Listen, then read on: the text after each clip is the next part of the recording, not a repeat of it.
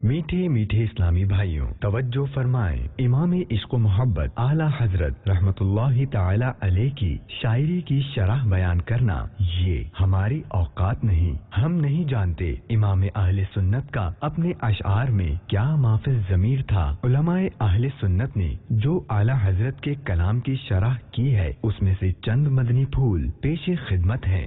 गूंज गूंज उठे हैं नगमाते रज़ा से बोसता, क्यों न हो किस फूल की मिदहत में वामिक़ार है, क्यों न हो किस फूल की मिदहत में वामिक़ार है।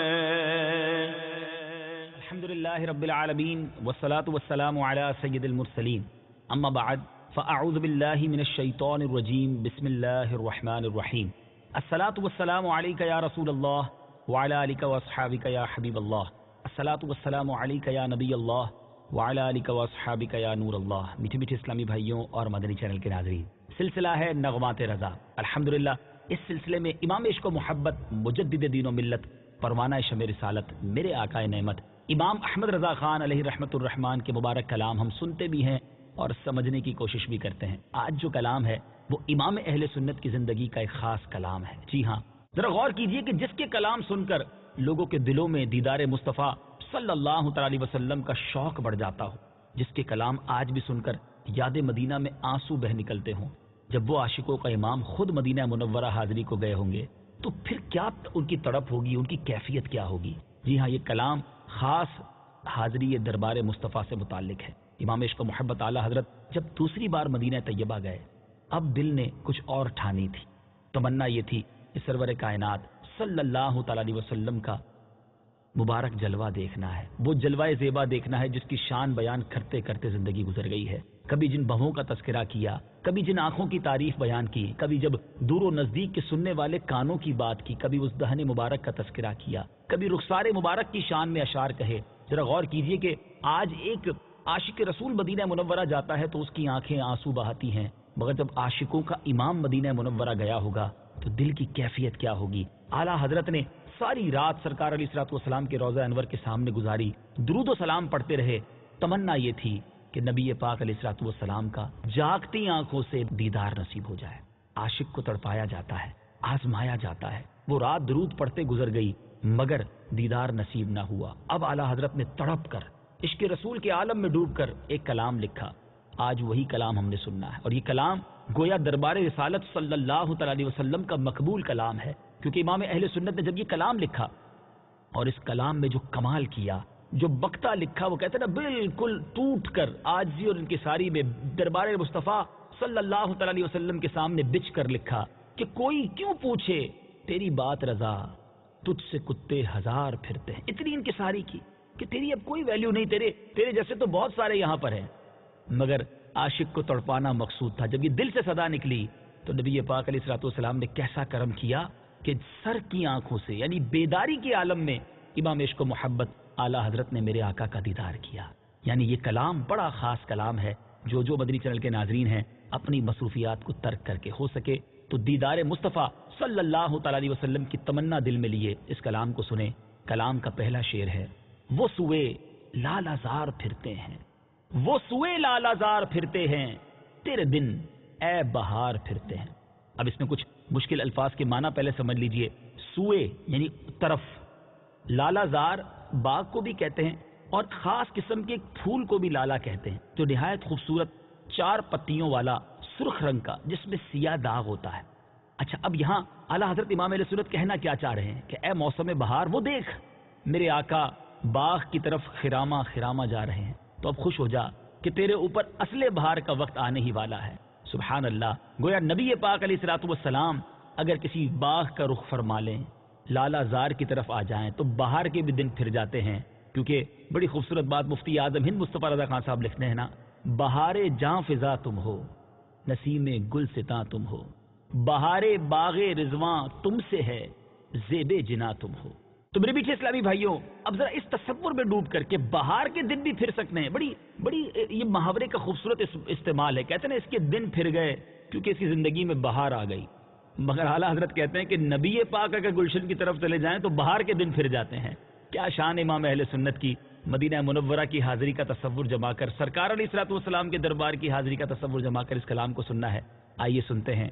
وہ سوئے لالا زار پھرتے ہیں تیرے دن اے بہار پھرتے ہیں. تیرے دن وہ سوئے لالا زار پھرتے ہیں، وہ سوئے لالا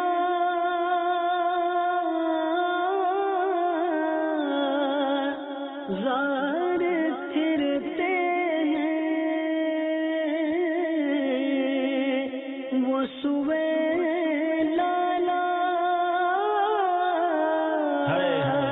زار پھرتے ہیں،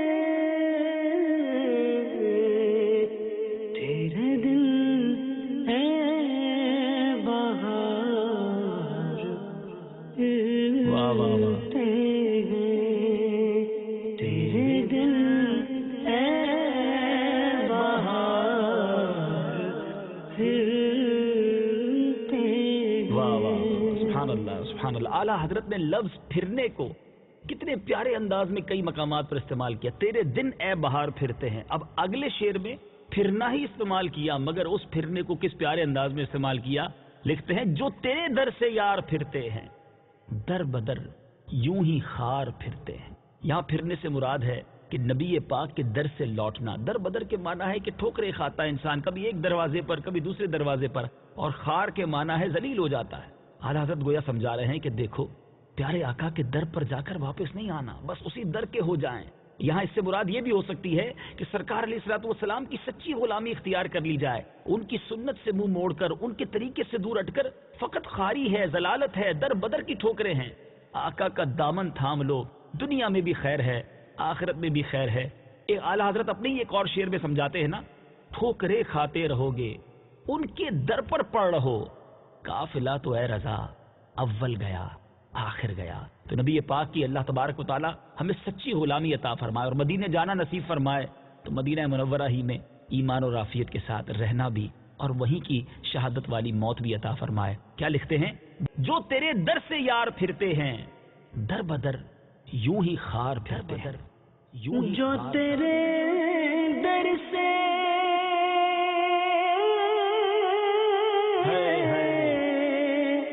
یار پھرتے ہیں، جو تیرے در سے یار پھرتے ہیں، در بدر یوں ہی خار پھرتے ہیں، در بدر یوں ہی خار پھرتے ہیں. اب اعلیٰ حضرت قیامت کا نقشہ کھینچ رہے ہیں. اے گناہ گاروں، اے خطا کاروں، اے دنیا میں عیش و عشرت کر کے، ایسے کام کر کے اپنے رب کو ناراض کرنے والے کام کرنے والوں، تم گناہ کرتے ہو. یہ نہیں سوچتے کہ تمہارے ان گناہوں کی وجہ سے نبی پاک علیہ الصلوۃ والسلام کو کتنا رنج اور تکلیف پہنچتی ہے. اعلیٰ حضرت لکھتے ہیں آہ کل عیش تو کیے ہم نے، آج وہ بے قرار پھرتے ہیں. میرے آقا علیہ الصلوۃ والسلام قیامت کے دن اپنے گناہگار امتیوں کو تلاش کر رہے ہوں گے، ان کی شفاعت کے لیے رب کی بارگاہ میں التجائیں کر رہے ہوں گے، سجدہ کریں گے اور اللہ کی بارگاہ میں عرض کریں گے. میرے میٹھے اسلامی بھائیوں، یہ ان لوگوں کو جھنجھوڑا جا رہا ہے کہ اے گناہ کر کے زندگی گزارنے والوں، تمہاری وجہ سے نبی پاک علیہ الصلوۃ والسلام قیامت کے دن بے قرار رہیں گے، اللہ کی بارگاہ میں التجائیں کریں گے. نبی پاک علیہ الصلوۃ والسلام کا امت سے پیار دیکھیں کہ ایک حدیث پاک کا مضمون ہے. میرے آقا فرماتے تمام انبیاء نور کے ممبر پر بیٹھیں گے، ان کے لیے ممبر لگائے جائیں گے اور نور کے ممبر پر بیٹھیں گے، مگر میں اپنے ممبر پر اس وقت تک نہیں بیٹھوں گا جب تک اپنے گناہگار امتیوں کو دوزخ سے آزاد نہ کروا لوں، اپنے گناہگار امتیوں کی بخشش کا سامان نہ کر سکوں. بلکہ میرے آقا علیہ الصلوۃ والسلام فرماتے ہیں کمال کی حدیث ہے جس کا مضمون ہے کہ میں اللہ کے عرش کے سامنے کھڑا رہوں گا، اور اس خوف سے کہ کہیں اللہ مجھے جنت میں نہ بھیج دے. ذرا غور کریں, ہم تو تمنا کرتے ہیں ہمیں جنت میں بھیجا جائے. آقا فرماتے مجھے یہ خوف ہوگا کہ مجھے اگر جنت میں جانے کا حکم دے دیا گیا تو میری گناہگار امت کا کیا ہوگا. اللہ غنی, اتنا پیار کیا کوئی کسی سے کرتا ہے جتنا نبی پاک علیہ الصلوۃ والسلام اپنے گناہگار امتیوں سے کرتے ہیں. پھر ہم کیوں گناہ کریں, پھر کیوں ہم ایسے کام کریں کہ قیامت کے دن سرکار علیہ الصلوۃ والسلام کو ہماری وجہ سے تکلیف ہو اور ہمیں شرمندگی اٹھانی پڑے. یہ جھنجھوڑا جا رہا ہے ان لوگوں کو کہ عیش و عشرت کی زندگی گزار کر, اللہ کی ناراضی والے کاموں میں زندگی گزار کر ایسا نہ کرو کہ نبی پاک علیہ الصلوۃ والسلام ہی تم سے ناراض ہو جائیں. آہ کل عیش تو کیے ہم نے, آج وہ بے قرار پھرتے ہیں. آج وہ بے کل عیش تو کیے غم نے, کل عیش تو کیے ہم نے, آج وہ بے قرار پھرتے ہیں, آج وہ بے قرار پھرتے ہیں. سبحان اللہ, سبحان اللہ. میٹھے اسلامی بھائی, اب اعلیٰ حضرت نبی پاک علیہ الصلوۃ والسلام کے دربار کا تذکرہ کر رہے ہیں. یاد رہے یہ وہ دربار ہے جہاں 70,000 فرشتے صبح حاضری دیتے ہیں, 70,000 فرشتے شام حاضری دیتے ہیں. تو کیسا فرشتوں کا ہجوم ہوگا دربار رسالت کے گرد. لکھتے ہیں ہر چراغ مزار پر قدسی کیسے پروانہ وار پھرتے ہیں. قدسی کہتے ہیں فرشتوں کو. نبی پاک علیہ الصلوۃ والسلام کے ارد گرد جو آپ کے مزار کے گرد فانوس ہیں, قندیلیں ہیں, ذرا دیکھو تو صحیح کہ کتنے قدسی ہیں, کتنے فرشتے پروانہ وار دیوانہ وار میرے آقا کے روضے کے گرد موجود ہیں. اعلیٰ حضرت اپنے ہی کچھ اشعار میں سمجھاتے ہیں نا, 70,000 صبحوں ہیں, 70,000 شام, یوں بندگی زلف و رخ 8 پہر کی ہے, جو ایک بار آئے دوبارہ نہ آئیں گے, رخصت ہی بارگاہ سے بس اس قدر کی ہے, معصوموں کو تو عمر میں صرف ایک بار آسی پڑے رہیں تو صلاح عمر بھر کی ہے. سمجھا رہے ہیں کہ ذرا دیکھو, اور یہ بھی ہم سمجھ سکتے ہیں کہ جو دل کی آنکھیں رکھتے ہیں وہ دربار رسالت کے گرد فرشتوں کو بھی دیکھ لیا کرتے ہیں. کیا معلوم اعلیٰ حضرت نے ان فرشتوں کا دیدار کر کے یہ شعر لکھا ہو, ہر چراغ مزار پر قدسی کیسے پروانہ وار پھرتے ہیں, کیسے پروانہ وار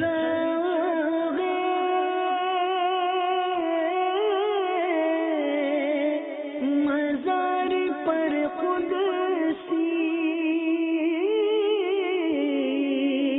ہر چراغ مزار پر قدسی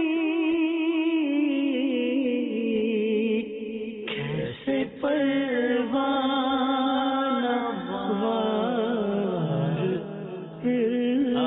پھرتے ہیں, کیسے پروانہ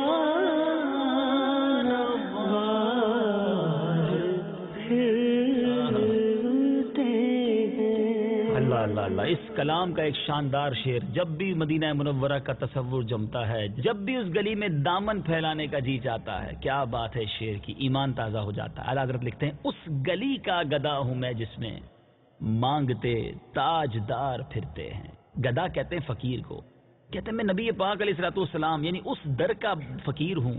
میں اکیلا فقیر نہیں بلکہ وہاں تو تاجدار بھی مانگتے نظر آتے ہیں. اور یہ منظر صدیوں سے جاری ہے. دنیا بھر کے بادشاہوں نے اپنے لیے سعادت سمجھا نبی پاک کے در پر حاضری دے کر وہاں کی فقیری, وہاں کی گدائی اختیار کرنا, وہاں خیرات طلب کرنا. اور یہ منظر آج بھی دیکھا جا سکتا ہے کہ دنیا بھر کے بادشاہ, دنیا بھر کے وزراء, دنیا بھر کے عمراء جن کو دنیا میں بڑا مقام ہے, مگر جب دربار رسالت میں حاضر ہوتے ہیں تو ایک بھکاری کی مانند, ایک فقیر کی مانند, ایک نیاز مند کی مانند حاضر ہوتے ہیں. اور یہ منظر دیکھ کر بے ساختہ اعلیٰ حضرت کا یہ شعر بھی یاد آ جاتا ہے اور ایمان بھی تازہ ہو جاتا ہے کہ اس در کی گدائی کی کیا بات ہے. ایک اور جگہ لکھتے ہیں نا ایک شاعر, تختے سکندری پر وہ تھوکتے نہیں ہے, بستر لگا ہوا ہے جن کا تیری گلی میں. اللہ ہمیں نبی پاک علیہ الصلوۃ والسلام کے در کی سچی گدائی عطا فرمائے. کیا لکھتے ہیں, اس گلی کا گدا ہوں میں جس میں مانگتے تاجدار پھرتے ہیں. اس گلی کا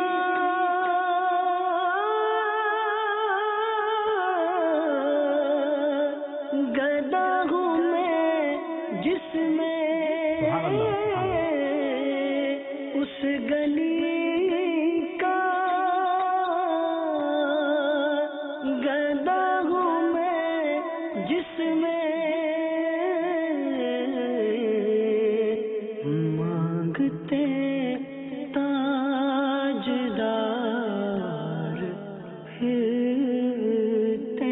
اللہ سبحان اللہ مانگتے تاجدار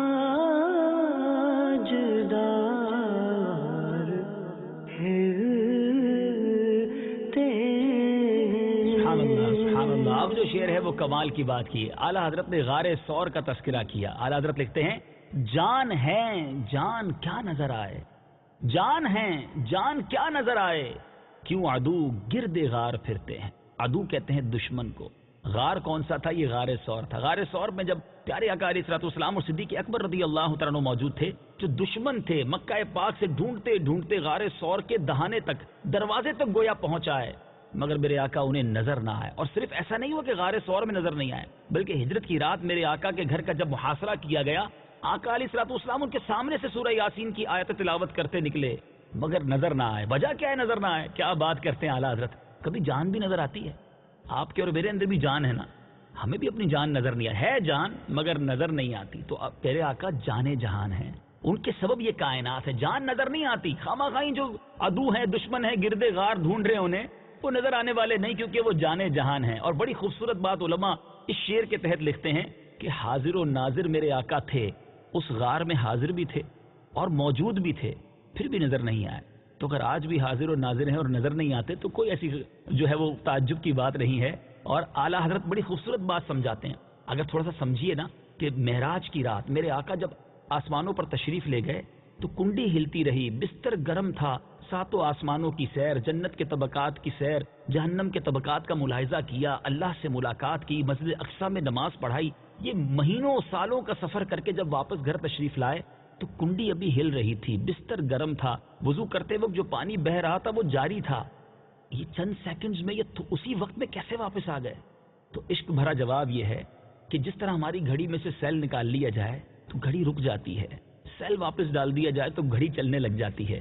دراصل میرے آقا اس جہان کی جان ہیں. وہ تشریف لے گئے تھے, سارا زمانہ رک گیا تھا, تشریف لائے تو پھر زمانہ چلنے لگ گیا. اعلیٰ حضرت کے اس شعر سے اس بات کو سمجھیے, وہ جو نہ تھے تو کچھ نہ تھا, وہ جو نہ ہو تو کچھ نہ ہو, جان ہے وہ جہان کی, جان ہے تو جہان ہے. اب اس بات کو ذہن میں رکھتے ہوئے آئیے ذرا یہ شعر سنیے اور اپنے ایمان کو تازہ کیجیے.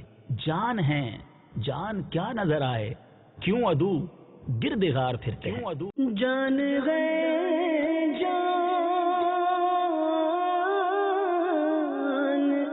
کیا نظر آئے, جان گئے جان کیا نظر آئے, کیوں عدو گرد غار پھرتے ہیں. میرے بیچ اسلامی بھائی, جب ایک عاشق رسول سرکار علیہ الصلوۃ والسلام پر اپنا سب کچھ فدا کر دیتا ہے, فنا فی الرسول کے مرتبے پر فائز ہوتا ہے, تو اسے ہر خوبصورتی میں اپنے آقا نظر آتے ہیں, اپنے آقا کا شہر یاد آتا ہے, اس شہر کی کوئی خوبی یاد آتی ہے. اعلیٰ حضرت ایسے ہی عاشق رسول ہیں. کیا لکھتے ہیں؟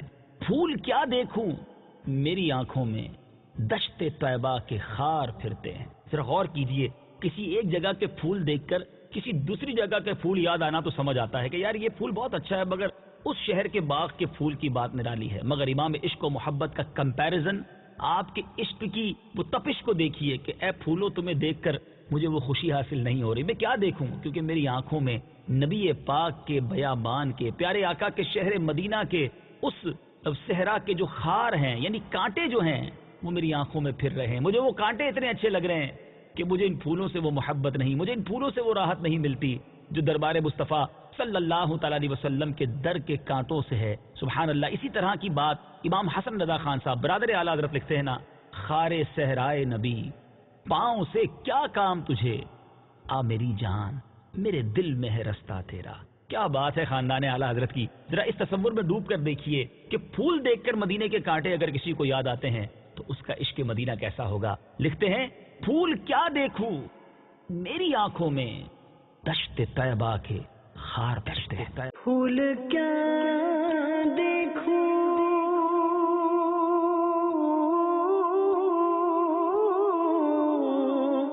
میری آنکھوں میں,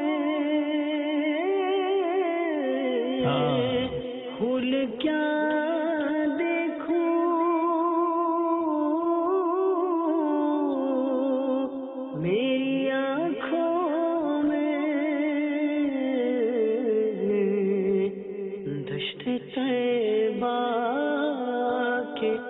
خار ہائے ہائے ہائے پھرتے ہیں دشت طیبہ کے خار پھرتے ہیں۔ پھر دربار رسالت کا ایک خوبصورت منظر ہے، کیونکہ یہ نعت بھی اسی تصور میں لکھی گئی ہے۔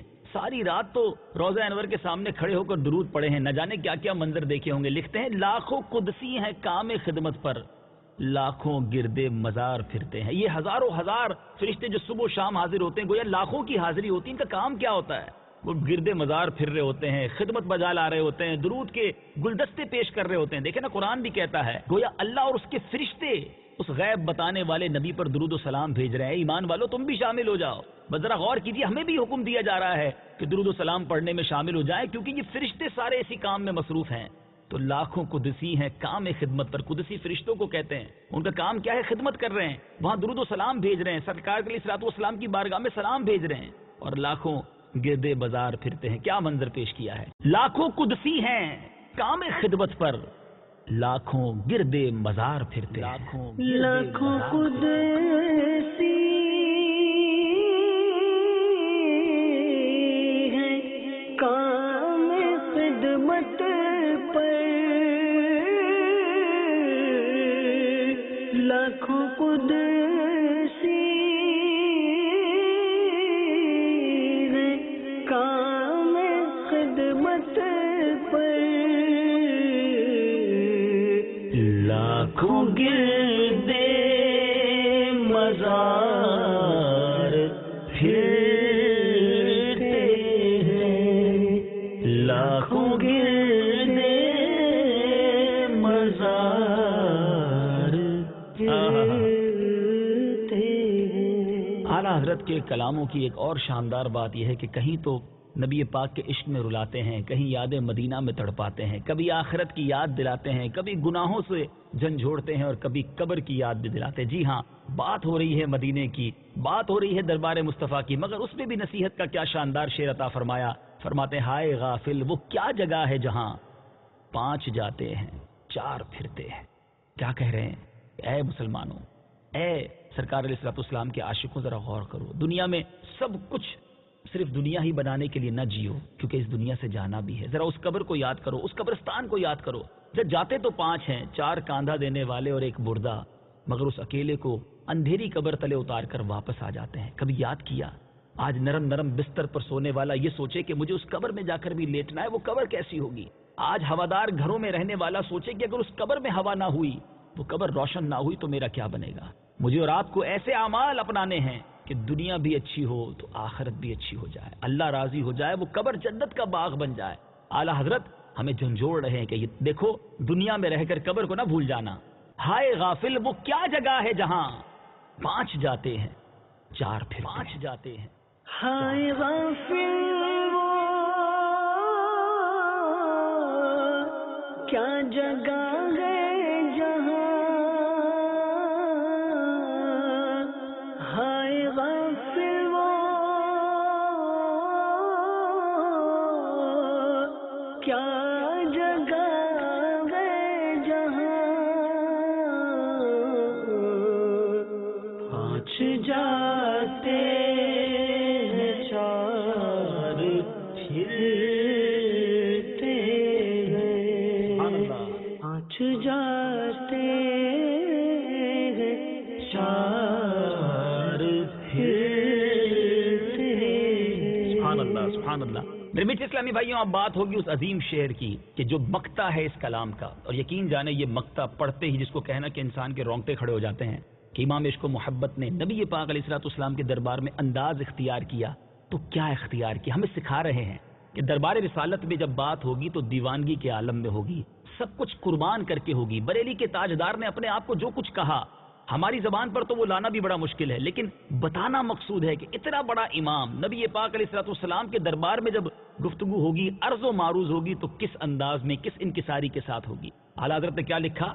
کوئی کیوں پوچھے تیری بات رضا، تجھ سے کتے 1000 پھرتے ہیں۔ ہم تو یہ کہیں گے کہ تجھ سے شیدا 1000 پھرتے ہیں، لیکن یہ پتہ بھی ہونا چاہیے کہ اعلیٰ حضرت کی عاجزی کیا ہے، اعلیٰ حضرت کی انکساری کیا ہے، اور جب اس درد کے عالم میں پکارا تو کہتے ہیں نا ہجر نبی میں آہ کہاں بے اثر گئی، تڑپے جو ہم یہاں تو مدینے خبر گئی. جب یہ شعر لکھا اعلیٰ حضرت نے، یعنی کچھ اس طرح عرض کیا کہ یا رسول اللہ میری کیا اوقات آپ کے در پہ، میری کوئی بات کیوں پوچھے گا، میرے جیسے تو بہت سارے ہیں آپ کے در پر غلام. یہ وہ انکساری تھی.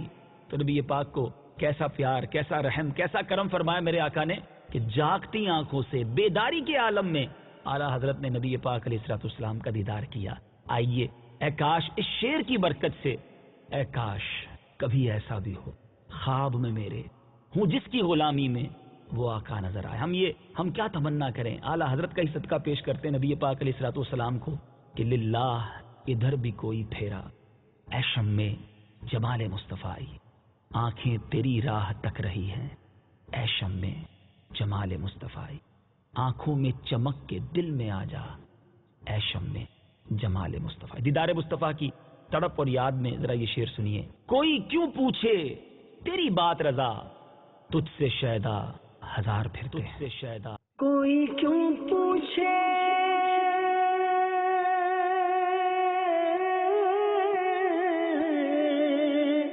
تیری بات رضا،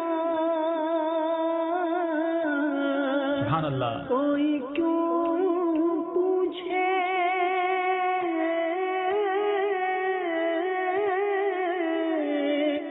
تیری بات رضا،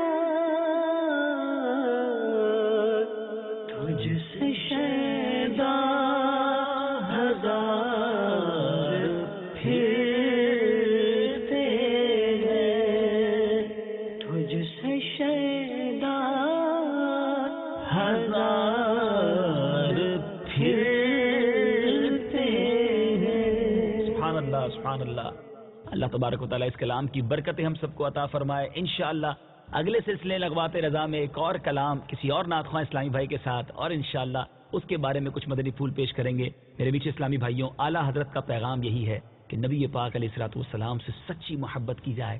اعلیٰ حضرت کا پیغام کیا ہے؟ خدا اعلیٰ حضرت کہتے ہیں جو نہ بھولا ہم غریبوں کو رضا، یاد اس کی اپنی عادت کیجیے. یاد مصطفیٰ کو دل میں مزید بڑھانے کے لیے مدنی چینل دیکھتے رہیے. صلو علی الحبیب صلی اللہ تعالی علی محمد صلی اللہ علیہ وسلم. گونج گونج اٹھے ہیں نغمات رضا سے بوستا، کیوں نہ ہو کس پھول کی مدحت میں ومنقار ہے، کیوں نہ ہو کس پھول کی مدحت میں ومنقار ہے.